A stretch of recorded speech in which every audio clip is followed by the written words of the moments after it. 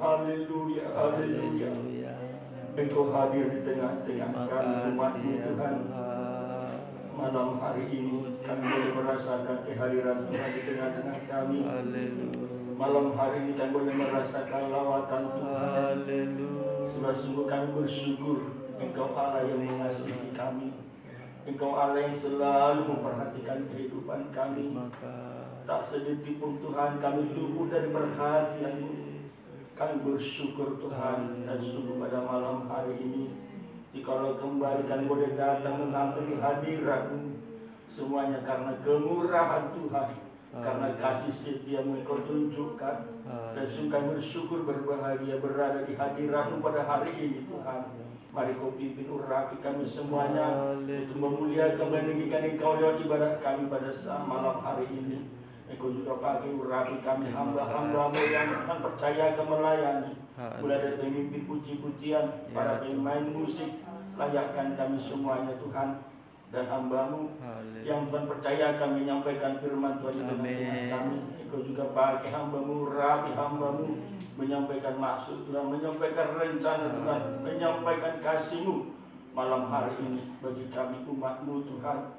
Biarlah kami semuanya sungguh-sungguh menikmati kasih sayang-Mu Tuhan. Firman-Mu melawat kami semuanya, tidak seorang pun Kau lewatkan. Terima kasih Tuhan. Saudara-saudara kami jikalau ada dalam perjalanan menuju tempat ini, mari Tuhan tolong untuk bersegera tiba di tempat ini bersama-sama kami beribadah kepada Tuhan. Juga saudara-saudara kami berhalangan datang, Engkau juga menolong mereka dalam segala kesusahan pergumulan mereka. Jikalau sakit Engkau sembuhkan, jikalau lemah Tuhan kuatkan. Lingkungan kami ini juga Engkau berkati Tuhan, dengan sukacita, dengan damai sejahtera. Terima kasih Bapa yang baik, Bapa yang murah hati yang mengasihi kami. Jikalau ada kuasa-kuasa kegelapan, roh-roh jahat udara, segala bentuk pekerjaan iblis dan setan yang berusaha menyelusup, mengganggu kami saat-saat beribadah, bersatu hati kami menolak dan mengusirnya. Di dalam nama Tuhan Yesus Kristus, dan perintahkan Tuhan, hendaklah oleh kuasa darah Yesus. Terima kasih Bapa. Bagimu-lah segala puji-pujian kami, segala hormat dan kemuliaan. Di dalam nama Tuhan Yesus Kristus, kami berdoa dan bersyukur. Kami perlaskan ibadah kami hari ini. Haleluya, bersama kita katakan amin. Puji Tuhan, kami silakan dulu. Haleluya. Kita bersyukur buat kasih Tuhan pada malam hari ini bagi kita. Sungguh kita percaya hanya karena tangan kasih-Nya kita boleh berhimpun di tempat ini. Kita percaya Tuhan akan memberkati kita dari kekayaan dan kemuliaan-Nya. Kami sampaikan salam damai sejahtera dalam nama Tuhan Yesus bagi kita semuanya. Salam. Haleluya. Kita angkat pujian kita.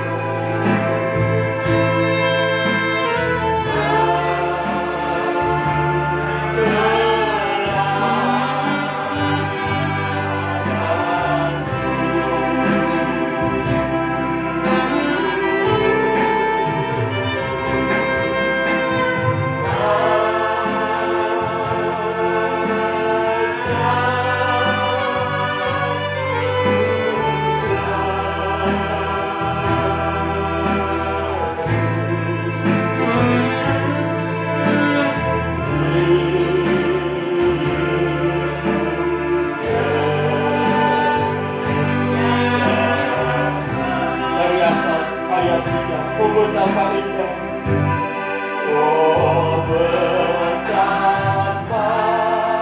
indah kurasa bila aku bersenang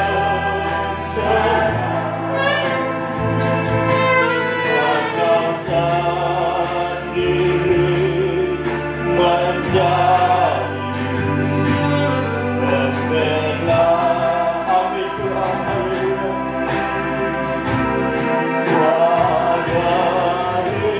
Wanita dan air mata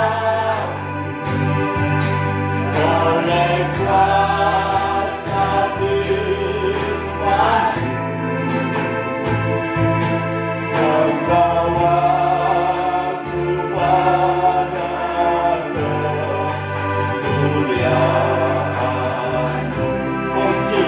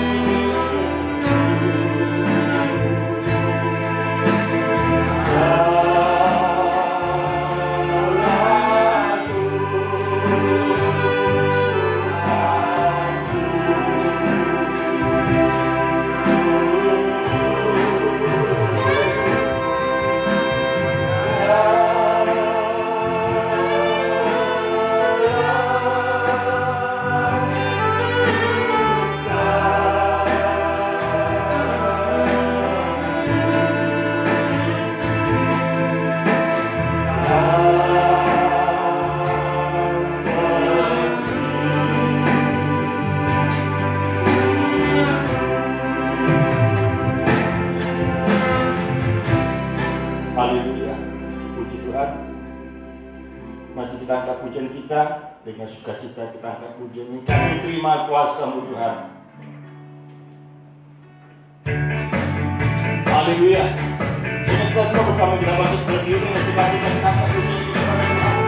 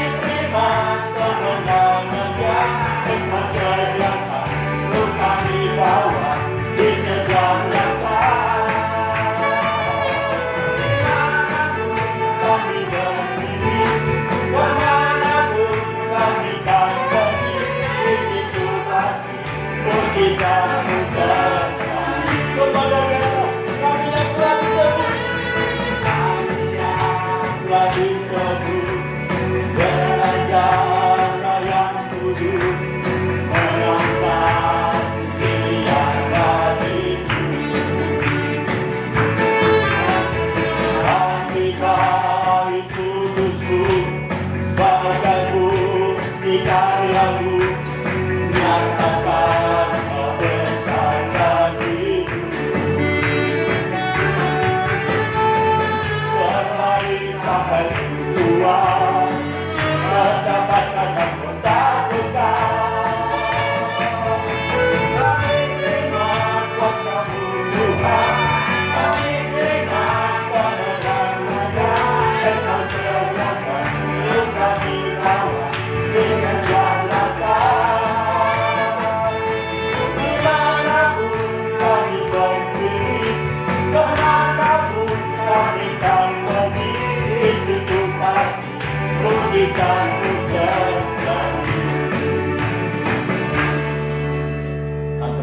kita duduk.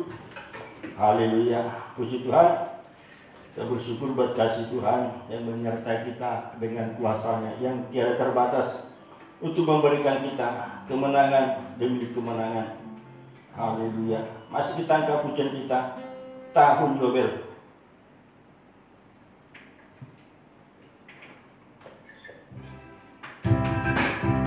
Haleluya.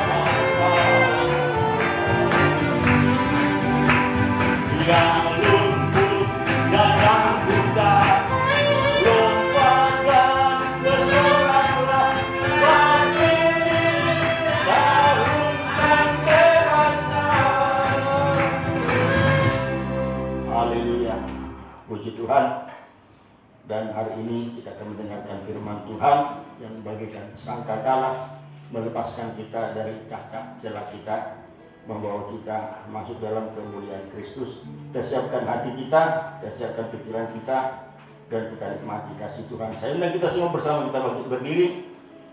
Kita angkat pujian kita, ya Tuhan, ku percaya firman-Mu, ya dan amin.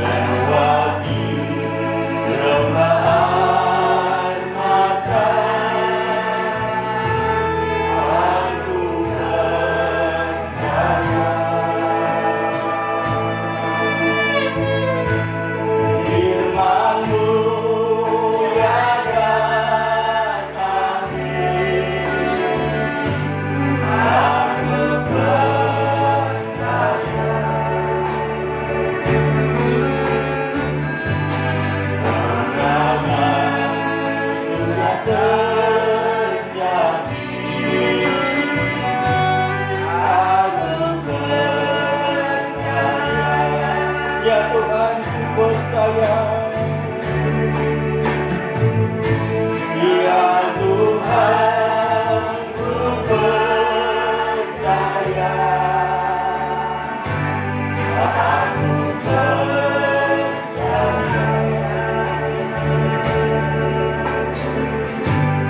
Lewati gelap mata, aku percaya.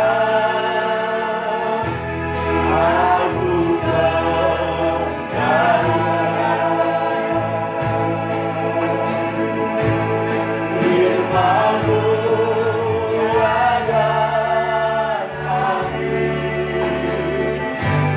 aku percaya.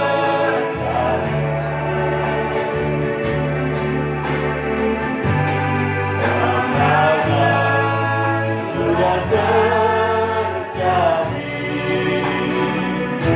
aku percaya. Sekali lagi ya Tuhan ku percaya. Ya Tuhan ku percaya. Selanjutnya kami serahkan kepada hamba Tuhan yang melayani kami percaya. Lewati kelemahan mata, aku percaya. Firman-Mu tiada habis, aku percaya.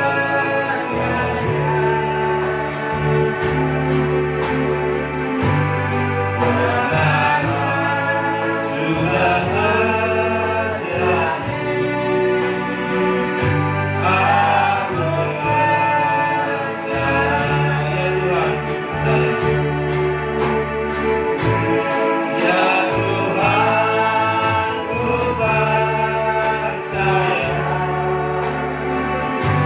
Aku percaya.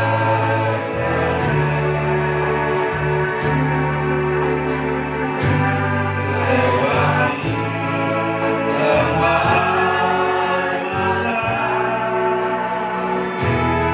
aku percaya.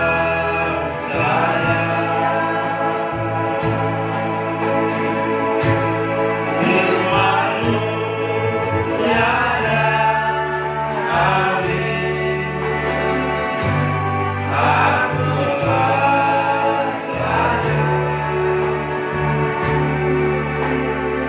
percaya.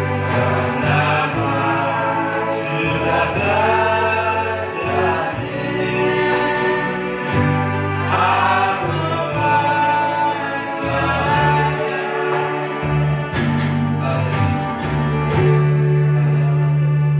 Bapa kami yang bertata dalam kerajaan surga, segala puji syukur kami naikkan kehadirat-Mu Bapa, karena kami sungguh mengucap syukur dalam segala hal. Engkau selalu hadir di tengah-tengah kami. Dalam langkah-langkah hidup kami Tuhan, Kau menyertai kami, sehingga malam hari ini jika kami bisa datang berkumpul bersama dengan teman seiman, itu semua karena kemurahan-Mu Bapa. Malam hari ini kami menaikkan pujian-pujian kami Tuhan. Bahkan sesaat lagi Tuhan kami menyiapkan hati dan pikiran kami untuk mendengarkan firman Tuhan, karena kami yakin dan percaya bahwa di dalam mendengarkan firman Tuhan ada jalan keluar dalam setiap persoalan kami. Terima kasih Bapa, terima kasih Tuhan Yesus. Surabi kami semua yang boleh hadir di tempat ini, mulai dari yang termuda hingga yang tertua. Terima kasih Bapa, terima kasih Tuhan Yesus. Kami siap untuk mendengarkan firman Tuhan, dan nama-Mu kami ucap syukur dan berdoa. Haleluya, haleluya, amin. Pujian Tuhan, silakan duduk kembali.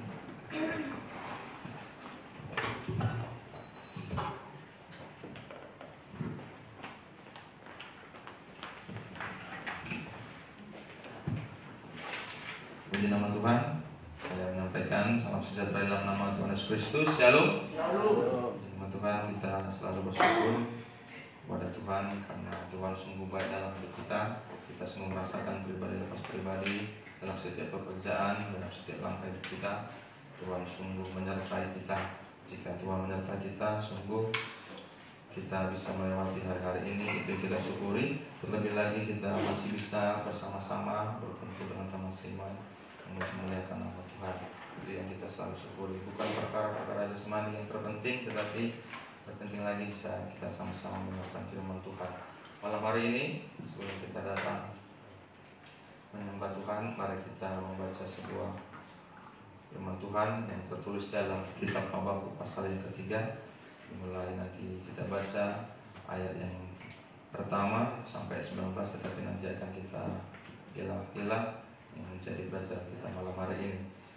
Mari kita buka kitab Habakuk pasal 3 ayat 19. Kitab Habakuk menceritakan bagaimana perjalanan Nabi Habakuk di masa itu ketika orang-orang Yehuda mengalami banyak situasi yang tidak baik gitu ya, karena mereka mendapat penghukuman dari Tuhan oleh orang-orang Kristen. Situasi yang sulit umumnya kadang-kadang membuat kita sebagai anak Tuhan itu justru semakin jauh dari Tuhan. Kita pikir kalau kita tidak bertindak menurut kekuatan kita gitu ya, hanya stuck, hanya berharap sama Tuhan, kita tidak bisa lepas. Tetapi justru semakin kita bertindak menggunakan akal pikiran kita dan menjauh dari Tuhan, justru kita semakin jatuh ke dalam begitu ya. Semua orang di dunia ini termasuk bahkan Nabi Habakuk juga hampir terseret begitu ya, melihat situasi yang terjadi. Ia berdoa, ia mengeluh kepada Tuhan karena sepertinya Tuhan itu tidak menolong mereka. Ia katakan, berapa lama lagi Tuhan bangsa itu, orang-orang yang sudah menerima penindasan. Tetapi pada akhirnya ketika situasi yang begitu buruk, Nabi Habakuk memiliki komitmen yang kuat. Ia katakan bahwa orang benar itu hidup bukan karena kemampuannya, tetapi oleh karena iman dan percayanya kepada Tuhan. Mari kita pelajari malam hari ini doa Nabi Habakuk, Habakuk pasal yang ketiga. Kita mulai nanti membaca ayat yang pertama sampai dari ayat yang ke-6 saja. Mari kita baca bersama-sama Habakuk 3 ayat 1 sampai ayat yang ke-6. 1, 2, 3. Ya, doa Nabi Habakuk menurut nada harapan. Tuhan telah mendengar kabar tentang Engkau dan perkataanmu, ya Tuhan, kutakuti. Hidupkanlah itu dalam lintasan tahun, nyatakanlah itu dalam lintasan tahun. Dalam murka ingatlah akan kasih sayang. Allah datang dari negeri Teman dan yang Maha Kudus dari pegunungan Paran. Keagungannya menutupi segala langit dan bumi pun penuh dengan pujian kepadanya. Ada kilauan seperti cahaya, sinar cahaya ada di sisinya, dan disitulah terselubung kekuatannya. Mendahulunya berjalan penyakit sampar dan demam mengikuti jejaknya. Ia berdiri maka bumi dibuatnya bergoyang. Ia melihat berkeliling maka bangsa-bangsa dibuatnya melompat terkejut. Hancur gunung-gunung yang ada sejak purba, merendah bukit-bukit yang berabad-abad. Itulah perjalanan yang berabad-abad. Doa Nabi Habakuk pada akhirnya begitu ya, tadi saya katakan bahwa dalam situasi ketika masa Nabi Habakuk begitu ya, mereka mengalami banyak penindasan begitu ya, karena ada sesuatu yang dibentuk Tuhan kepada orang-orang Yehuda. Tetapi kita baca di ayat pasal yang pertama begitu ya, Nabi Habakuk juga menyerukan keluh kesahnya kepada Tuhan. Kita juga dalam hidup kita sering begitu ya, karena banyak berat yang kita terima begitu ya. Kita punya problema yang tak kunjung selesai begitu, sudah lama kita doakan tak henti-henti, kita sudah serukan, kita berdoa, kita yakin, tetapi sepertinya belum dijawab Tuhan. Seringkali juga kita sebagai anak Tuhan mengeluh kepada Tuhan. Ya, kita baca itu, kita perhatikan Habakuk yang pertama ayat yang kedua. Saya cuma boleh memperhatikan, saya akan membacakan. Berapa lama lagi Tuhan aku berteriak tetapi tidak kau dengar. Aku berseru kepadamu penindasan tetapi tidak kau tolong. Ya, kita juga anak Tuhan sedang jemaat di tempat ini, pribadi lepas pribadi tentu pernah mengalami situasi yang dialami Habakuk. Ya, banyak sekali gitu ya, atau sedang mengalami di masa-masa ini. Ada doa-doa kita, gitu ya, harapan-harapan kita, problema beban pikiran kita yang tak kunjung Tuhan jawab gitu ya. sehingga seringkali kita mengeluh kepada Tuhan. Tetapi yang perlu kita ingat begitu ya, kita orang-orang benar begitu yang sudah dibenarkan oleh penebusan korban Kristus di kayu salib gitu ya. Boleh kita melihat situasi ini yang terjadi masa-masa ini, mengeluh itu manusiawi begitu ya. Tetapi satu hal yang penting harus kita ingat, apapun yang terjadi dalam kehidupan kita, ayo jangan tinggalkan Tuhan, tapi kita mau tetap percaya. Nabi Habakuk membuat kesimpulan begitu dalam hidupnya. Kita perhatikan Habakuk pasal yang kedua, hanya 3 pasal saja, tetapi suratan ini sungguh, tulisan ini sungguh indah khusus untuk kita di hari-hari ini. Begitu banyak yang terjadi, tetapi kita harus komitmen kepada keyakinan kita. Habakuk pasal 2 ayat keempat, dia tadi mengeluh kepada Tuhan ya, situasi yang terjadi di masa itu ya, banyak sekali yang terjadi. Pasal 1 ayat 5 sampai 11 itu menunjukkan bagaimana ganasnya orang Kasdim itu menindas bangsa Yehuda di masa itu, sehingga Nabi Habakuk menaikkan doa kesahnya kepada Tuhan. Tetapi pada akhirnya Nabi Habakuk memiliki sebuah kesimpulan dan komitmen. Habakuk 2 ayat 4b, ayat 4b. Sedang cuma memperhatikan, saya boleh membacakannya. Habakuk 2 ayat 4b. Tetapi orang yang benar itu akan hidup oleh percayanya. Kita anak-anak Tuhan sedang jemaat di tempat ini, kita juga orang benar gitu ya. Bukan karena kita melakukan sesuatu gitu ya. Dalam kitab Efesus 2 ayat 8 mengatakan gitu, kita dibenarkan oleh karena kemurahan Tuhan gitu ya, ditebus oleh karena perbuatan Tuhan di kayu salib.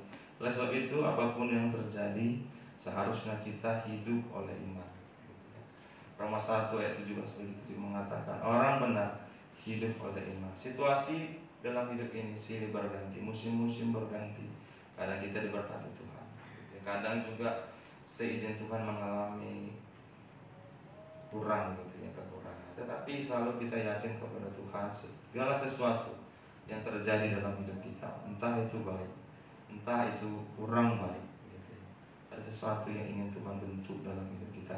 Kalau kita diberkati Tuhan, ayo kita belajar untuk menjadi saluran berkat bagi orang yang belum gitu, mengalami berkat Tuhan. Atau kalau kita sedang dalam kekurangan, kita belajar untuk menikmati setiap hal yang terjadi dalam hidup kita. Mengeluh manusiawi, tetapi ayo mari kita belajar untuk percaya kepada Tuhan. Apa yang kita perlukan dalam situasi yang tidak baik itu, seperti yang dalam Habakuk ini, yang kita perlukan tadi sudah dijawab Habakuk 2 ayat yang ke-4b tadi, bahwa harusnya kita anak-anak Tuhan di tengah-tengah peristiwa yang terjadi dalam hidup kita, khususnya di zaman ini, kita belajar sebagai anak-anak Tuhan untuk tetap gitu ya, percaya kepada Tuhan. Nah, kalau kita bandingkan iman logika dengan situasi yang terjadi di masa ini, itu berbanding terbalik gitu ya. Kalau kita bandingkan logika, kita bilang enggak mungkin. Tetapi kalau kita gunakan logika, tentu kita terjerumus gitu ya. Tetapi Tuhan sudah katakan, kita mau praktekkan kemarin, bahwa kita orang-orang benar, kita lakukan segala sesuatu dengan iman kita. Bagaimana cara kita supaya kita bisa mempertahankan iman kita di situasi yang sulit? Karena banyak sekali orang-orang begitu ya, anak-anak Tuhan mengundurkan dirinya, mengundurkan iman karena situasi yang sulit. Bagaimana cara kita untuk mempertahankan iman kita? Gitu ya. Karena iman merupakan senjata utama kita untuk melewati situasi-situasi dalam hidup kita. Yang pertama Nabi Habakuk mengatakan, yang pertama, tetap dengar suara Tuhan. Tetap dengar suara Tuhan. Kembali ke Habakuk 3 ayat yang kedua. Ketika kita dalam situasi yang sulit atau dalam situasi apapun dalam hidup ini, kita sebagai anak Tuhan ayo belajar untuk tetap dengar firman suara Tuhan atau firman Tuhan. Habakuk 3 ayat yang kedua, sedang memperhatikan, saya akan bacakan. Tuhan, telah kudengar kabar tentang Engkau dan pekerjaanmu ya Tuhan, kutakuti. Hidupkanlah itu dalam lintasan tahun, nyatakanlah itu dalam lintasan tahun. Dalam murka ingatlah akan kasih sayang. hari-hari ini gitu ya, dalam hidup kita gitu ya. Apa yang kita dengar mempengaruhi situasi kehidupan kita. Banyak anak-anak Tuhan gitu ya, kita sadar atau tidak sadar gitu, kita sering sekali lebih banyak mendengar gitu ya, media gitu, TV, internet, apalagi sekarang ini banyak berita hoax.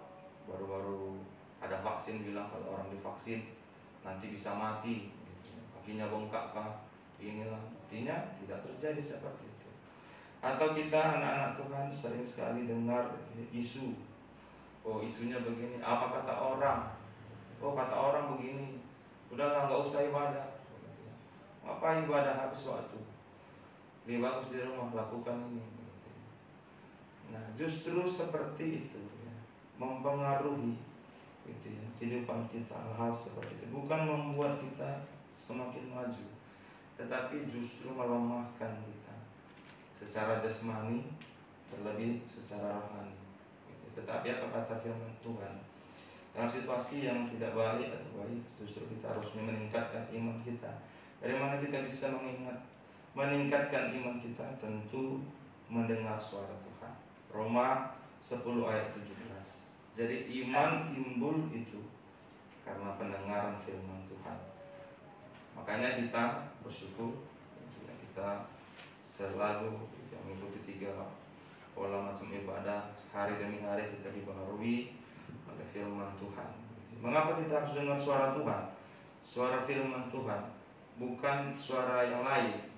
Tadi saya katakan kita sering sekali gitu ya, dengar banyak gitu ya, ada di media, internet, televisi, apalagi segala sesuatu sudah ada dalam genggaman kita gitu ya. Tinggal akses sedikit dapat gitu ya. Salah tafsir justru merugikan kita. Atau kita dengar apa kata orang, oh kata ini gitu ya. Tetapi kita mau selalu dengarkan suara Tuhan gitu ya. Sehingga iman kita selalu dikuatkan. Apa pentingnya kita mendengarkan suara Tuhan? Kenapa enggak suara yang lain? Tadi saya katakan suara yang lain itu justru melemahkan kita secara jasmani pun rohani. Kenapa kita perlu dengar suara Tuhan? Karena mendengar suara Tuhan itu adalah soal hidup dan mati kita. Jadi suara Tuhan, firman Tuhan itu adalah soal hidup dan mati. Jadi kalau kita enggak dengar Tuhan, enggak dengar firman Tuhan, pasti mati.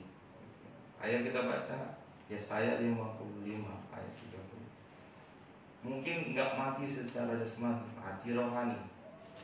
Banyaklah sesuatu. Makanya kita bersyukur jemaat di tempat ini, kita imam-imam kita selalu berkati Tuhan melalui firman Tuhan yang kita dengar dalam 3 macam ibadah. Jadi mengapa kita perlu dengar firman Tuhan, dengar suara Tuhan? Karena mendengar suara Tuhan itu adalah perkara hidup dan mati. Yesaya 55 ayat yang ke-30. Yesaya 55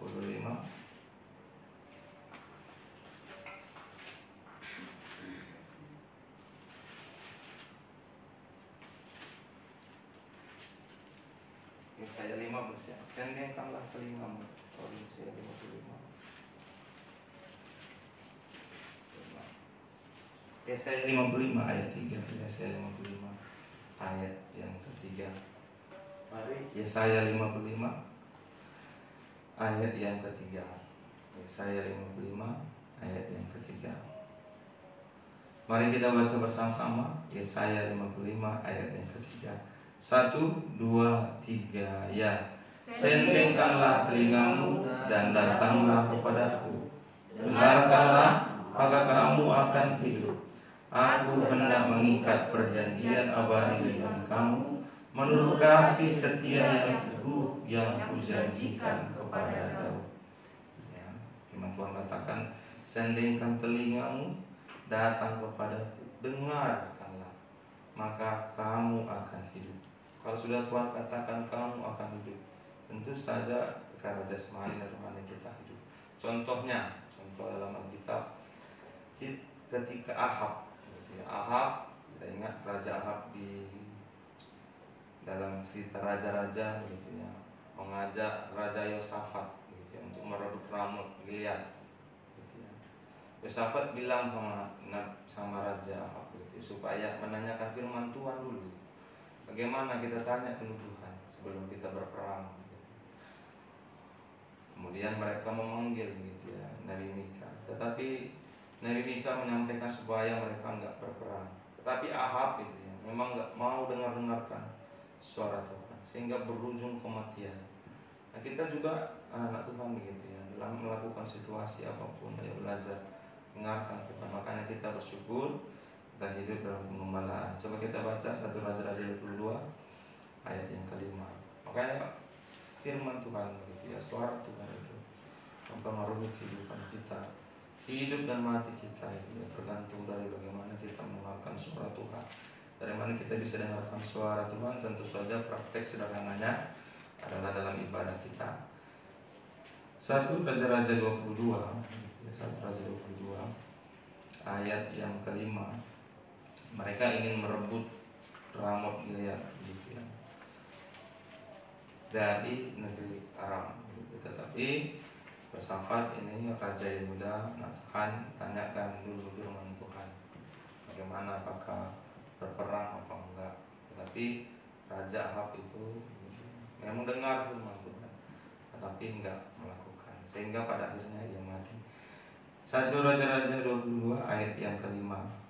Kita potong-potong saja. 1 Raja-Raja 22 ayat 5. Mari kita baca 1, 2, 3. Tetapi Yosafat berkata kepada Raja Israel, baiklah, tanyakan dahulu firman Tuhan. Lompat ayat yang ke-17. Ayat yang ke-17. Ini firman Tuhannya, begitu ya. Dengar firman Tuhan. Ayat 17 saja. Ayat 17. 1, 2, 3. Lalu jawabnya, telah kulihat seluruh Israel bercerai-berai di gunung-gunung seperti domba-domba yang tidak mempunyai gembala. Sebab itu Tuhan berfirman, mereka ini tidak punya Tuhan. Baiklah, masing-masing pulang ke rumahnya dengan selamat. Firman Tuhan disampaikan, tetapi Ahab gak dengar.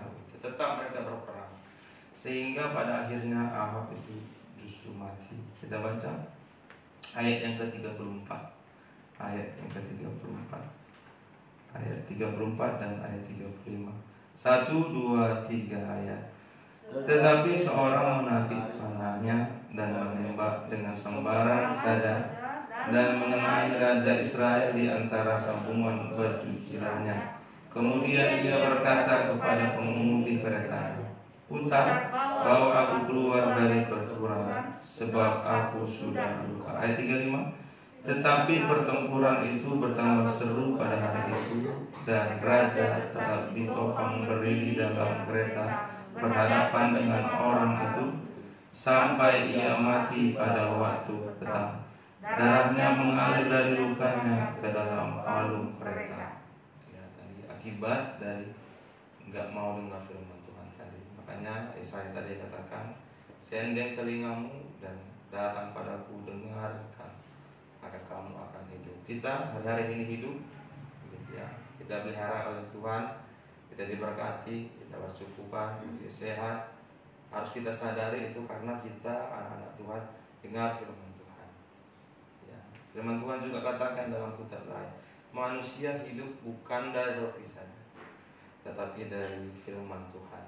Makanya mendengar suara Tuhan itu, mendengar firman Tuhan itu, soal hidup dan mati kita. Kedua, mengapa kita perlu dengar suara Tuhan? Yang kedua, karena mendengar suara Tuhan itu, mendengar firman Tuhan, itu menentukan keberhasilan kita. Menentukan keberhasilan kita. Dengar firman Tuhan itu menentukan keberhasilan kita. Contohnya Daud. Dalam setiap Daud ingin berperang melawan apa saja, Daud selalu bertanya dulu kepada Tuhan. Ambil dulu baju efod dalam setiap perang. Berperangkah aku gitu. Pergikah berperang. Nah, makanya kita perlu gitu ya. Karena Tuhan dengar suara Tuhan, karena menentukan keberhasilan kita. Kita baca dalam 1 Samuel 23 ayat 1 sampai ayat yang kelima. 1 Samuel 23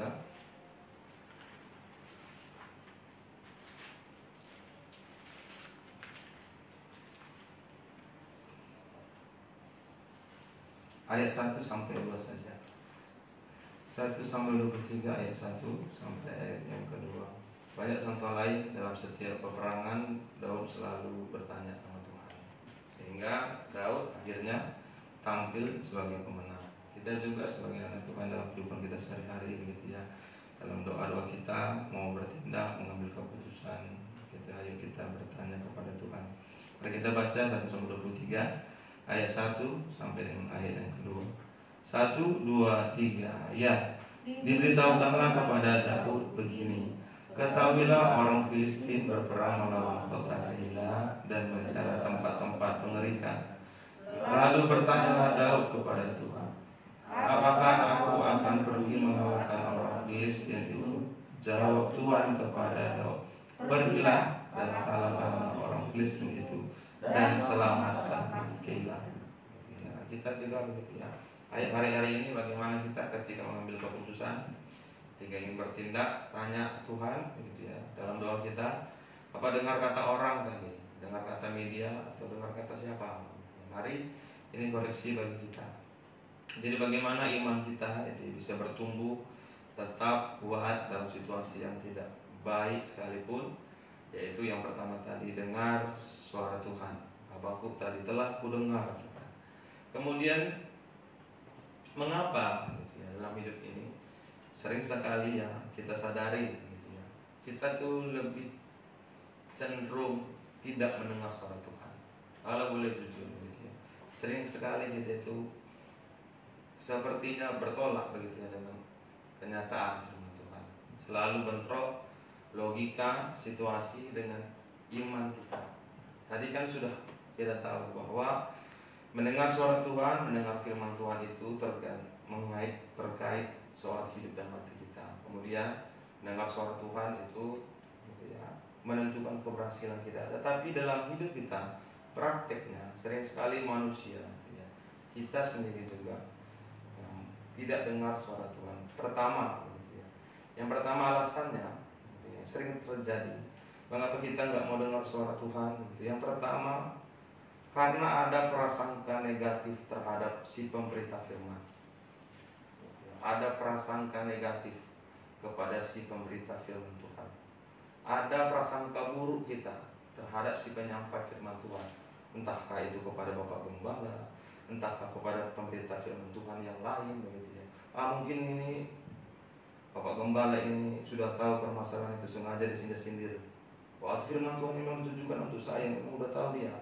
Ada prasangka negatif. Oh, kayak gitu nih itu. Ngomong aja nyawa tahu ini. Prakteknya ngomong kosong.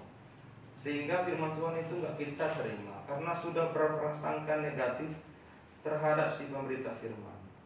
Langsung prasangka negatif. Padahal firman Tuhan itu gitu ya, disampaikan. Makanya kita ketika kita mendengarkan firman Tuhan, ya, ayo firman Tuhan itu tak firman Tuhan gitu ya, jangan langsung berprasangka kepada si pemberita. Si pemberita hanya Allah, tetapi yang berfirman tetap firman Tuhan. Contohnya dalam kitab Markus 6 ayat 1 sampai 6. Tuhan Yesus menyampaikan firman Tuhan, tetapi orang-orang di masa itu heran. Gitu ya. Heran, bukankah ini orang Genesaret gitu. Bukankah bapaknya, di ayat yang lain mengatakan bapaknya ini yang kita kenal si tukang kayu. Ketika Tuhan mengajar di bait Allah, itu sebabnya firman Tuhan nggak sampai, jadi nggak tumbuh. Makanya ada perumpamaan yang katakan Tuhan begitu ya, ada benih yang ditabur tetapi terhimpit batu, gitu. Ada yang di jalan, gitu. Karena tadi ya prasangka negatif terhadap si pemberita firman. Ada lagi dalam cerita raja-raja begitu ya, raja-raja itu sampaikan firman Tuhan, dibilang memang ini nggak pernah baik firman Tuhan ini sama aku. Nah, kita sering sekali begitu ya, saya sudah sadar itu terkadang begitu ya, ketika mendengarkan firman Tuhan gitu ya, ada memang yang ditegur Tuhan, langsung prasangka buruk, memang ini sengaja disiapkan untuk saya gitu. sering sekali gitu ya. Tidak, ya kita mau ubah itu, kita lupakan semua prasangka negatif terhadap si pemberita firman Tuhan. Markus 6 ayat yang pertama, ayat pertama sampai ayat yang ketiga.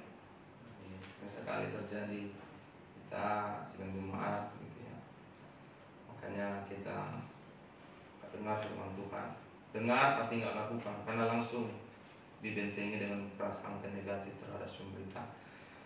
Markus 6 ayat 1 sampai ayat yang ketiga. 1, 2, 3 ya. Kemudian Yesus berangkat dari situ dan tiba di tempat asalnya, sedang murid-muridnya mengikut dia. Pada hari Sabat ia mulai mengajar di rumah ibadat, dan jemaat yang besar takjub ketika mendengar dia, dan mereka berkata, dari mana diperolehnya semuanya itu? Hikmat apakah yang diberikan kepadanya? Dan mujizat-mujizat yang demikian, bagaimanakah dapat diadakan oleh tangannya? Bukankah ia ini tukang kayu, anak Maria, saudara Yakobus, Yoses, Yudas, dan Simon? Dan bukankah saudara-saudaranya yang perempuan ada bersama kita? Lalu mereka kecewa dan menolak dia. Prasangka negatif, karena Tuhan Yesus itu begitu ya, anak tukang kayu begitu ya. Kok bisa dia menyampaikan firman Tuhan? Kok bisa dia melakukan mujizat? Nah kita gitu ya, sama sekali. Saya juga sering itu ketika dengar firman Tuhan, wah, ada prasangka negatif. Nah kita mari itu yang kita koreksi ketika kita mendengarkan firman Tuhan, dimanapun kita mendengarkan firman Tuhan, dia penggembalaan atau dimanapun itu, ayat buang prasangka negatif. Kemudian yang kedua, mengapa kita sebagai manusia anak-anak Tuhan itu nggak mau dengar firman Tuhan? Yang kedua, karena menganggap ada yang lebih penting dari firman Tuhan, ada yang lebih penting, ada yang lebih berkuasa, seolah-olah berkuasa dari dengar firman Tuhan. Gitu. Makanya banyak orang gitu ya, justru menolak dengar firman Tuhan. Contohnya gitu ya, dalam Lukas pasal 14 nanti bisa kita baca di rumah ayat 15 sampai 25. Tuhan menyampaikan perumpamaan ketika Tuhan bilang menyampaikan undangan begitu ya, dalam perjamuan kawin. Semua undangan itu yang diberikan undangan, tidak satu pun datang ke dalam undangan. Nah karena apa? Alasannya ada yang baru menikah, ada yang mau bekerja, ada yang begini begitu.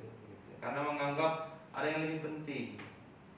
Makanya ketika kita juga akhir-akhir zaman ini begitu, banyak begitu. Sekarang ini nggak payah lagi dengan firman Tuhan, bisa diakses dalam segala hal begitu ya. Bisa secara offline, bisa juga secara online. Tetapi itu pun kadang manusia, anak-anak Tuhan, orang-orang Kristen menganggap bahwa ada hal yang lebih penting. Itu bagian yang kedua. Yang ketiga, mengapa manusia enggak mau dengar suara Tuhan? Ini mau, tetapi hanya untuk yang enak-enak saja. Yang mau dengar suara Tuhan, tetapi yang untuk mengenakkan dagingnya, berkat-berkat, mau dengar khotbah lucu-lucu gitu. Maunya kalau ada khotbah seperti stand up komedi, dibuat ketawa-ketawa. Adalah maunya sulap-sulap begitu ya, di tengah-tengah. Gimana bisa ketawa-ketawa gitu. Seperti menonton pelawak. Makanya ayat mencatat dalam 2 Timotius begitu ya, akhir zaman nanti tampil gitu ya, khotbah yang dongeng-dongeng. 2 Timotius 4 ayat 3 sampai 5 ini kita baca begitu ya. Makanya enggak, dia mau dengar firman Tuhan. Kalau yang dua tadi memang enggak dengar firman Tuhan begitu ya, prasangka negatif kepada si pemberita, kemudian pergi, enggak penting. Yang ketiga, dengar firman Tuhan, tetapi yang cocok untukku saja. Pendeta si ini enak gitu, sana gitu ya. Oh ibadah ini sedikit ditegur dosanya, udah gak usah gereja lagi, pindah gitu ya. Nah ini padahal firman Tuhan itu terkait soal hidup dan mati kita secara jasmani dan rohani. Kemudian firman Tuhan itu sebenarnya adalah syarat atau bagaimana menentukan keberhasilan kita. Tetapi kita anak-anak Tuhan sering sekali begitu ya, tidak meninggalkan firman Tuhan. 2 Timotius pasal yang keempat, 2 Timotius pasal yang keempat ayat yang ketiga sampai ayat yang keempat. Mari kita baca. 1, 2, 3 ya. Karena akan datang waktunya orang tidak dapat lagi mengajar nasihat, tetapi mereka akan mengumpulkan guru-guru menurut kehendaknya untuk memuaskan keinginan telinganya. Mereka akan memalingkan telinganya dari kebenaran dan membukanya bagi dongeng. Itulah ketiga alasan mengapa manusia gak mau dengar suara Tuhan. Tadi berprasangka negatif, mementingkan hal yang lebih penting dari firman Tuhan. Kemudian tadi lebih suka dengar gitu, sesuatu yang mengenakan bagi telinga gitu ya. Nah itu ya yang poin yang kedua. Bagaimana cara kita supaya kita bisa tetap bertahan dalam iman, tidak gugur dalam iman. Yang pertama tadi dengar suara yang Tuhan gitu ya, dalam firman Tuhan. Kemudian yang kedua melihat Tuhan gitu ya, dalam kemuliaan, kebajikan dan keadilan. Kembali dalam kitab Habakuk tadi kita baca ayat yang ke-9 dan sampai 13. Banyak perkara-perkara yang Tuhan lakukan dalam hidup kita. Itu yang kita lihat. Bukan apa kegagalan kita, gitu ya, apa yang terjadi. Bukan melihat apa masalah yang tepat di depan hidup mata kita, atau melihat masa depan yang sepertinya suram. Tetapi ketika kita ingin bertahan dalam iman kita sebagai orang-orang yang benar, harusnya kita itu lebih melihat Tuhan. Kalau tadi dengar suara Tuhan, ini sekarang gunakan mata melihat Tuhan, melihat sesuatu yang sudah Tuhan lakukan di masa lalu gitu ya. Kalau yang masa lalu kita ditolong Tuhan gitu ya, tentu saja kita harus sabar, pasti Tuhan tolong kembali. Enggak mungkin Tuhan biarkan. Ayat yang ke-9 sampai ayat yang ke-11. Ayat 9 sampai 11. Mari kita baca. 1, 2, 3 ya. Busurmu telah kau buka, telah kau isi dengan anak panah. Engkau telah bumi menjadi sungai-sungai. Melihat engkau gunung-gunung gemetar, air bah menderu lalu. Samudra raya mendengar suaranya dan mengangkat tangannya. 11. Matahari, bulan berhenti di tempat kediamannya karena cahaya anak panahmu yang bahaya melaju, karena kilau tombakmu yang berkilau. Gitu ya. Si Habakuk itu yang menjelaskan bagaimana dia melihat kebesaran Tuhan. Arti-artinya dalam kehidupan kita, karena yang terjadi dalam hidup kita. Mungkin sekarang dalam situasi yang tidak baik, ingat bahwa banyak perkara-perkara yang ajaib yang Tuhan lakukan di hari-hari masa lampau. Itu yang kita lihat, sehingga iman kita tetap bertahan dan tetap bertumbuh. Bagian yang ketiga, bagaimana cara kita supaya kita bisa tetap gitu ya, tetap bertahan dalam iman kita dalam situasi yang sulit. Bagian yang ketiga yaitu memperkatakan iman kita. Kalau tadi dengar, kemudian lihat, kemudian katakan melalui iman kita. Kita baca ayat 17, 18 dan 19 dalam Habakuk pasal yang ketiga.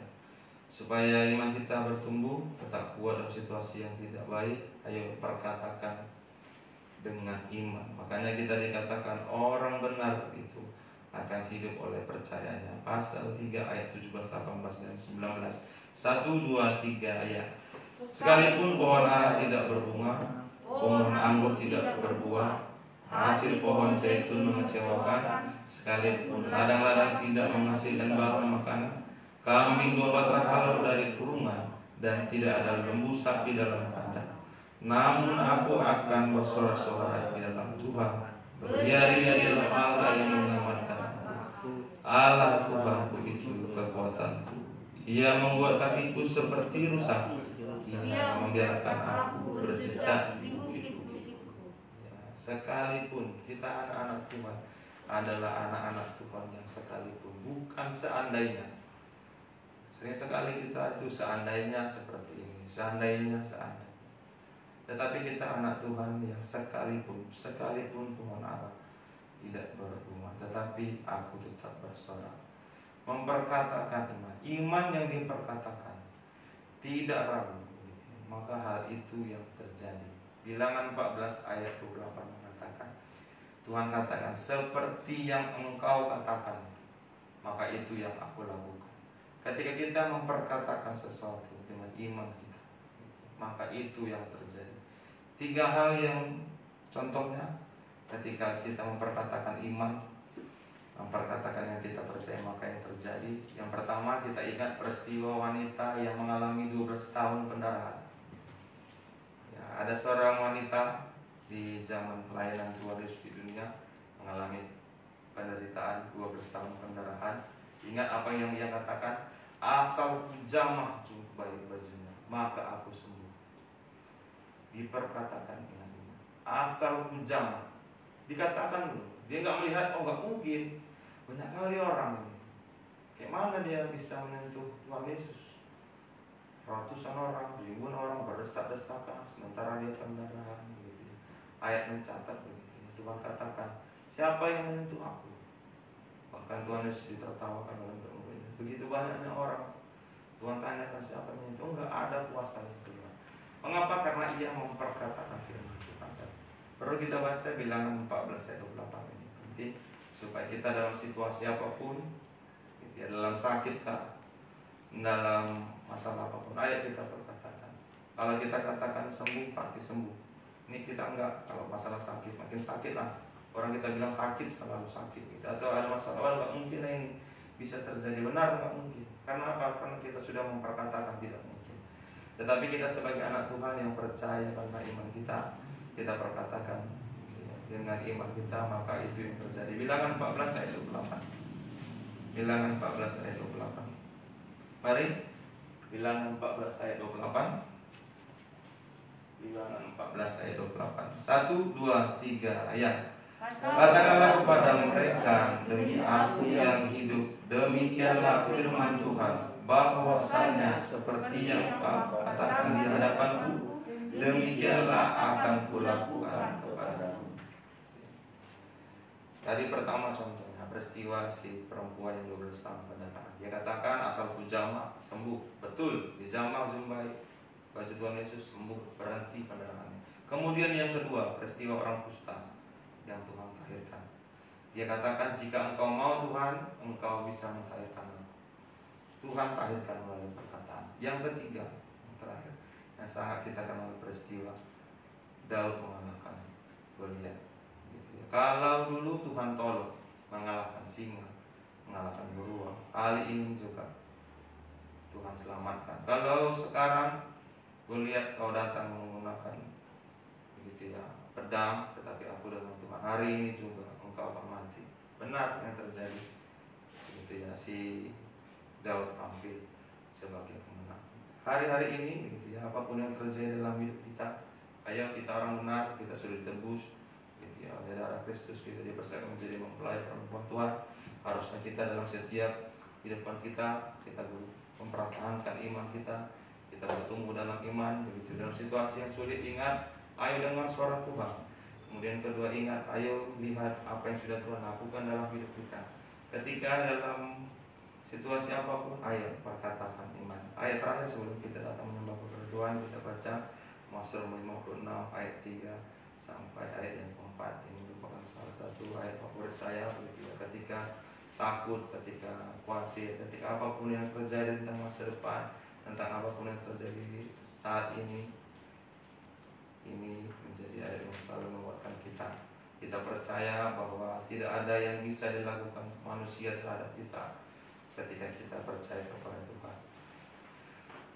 Mazmur 56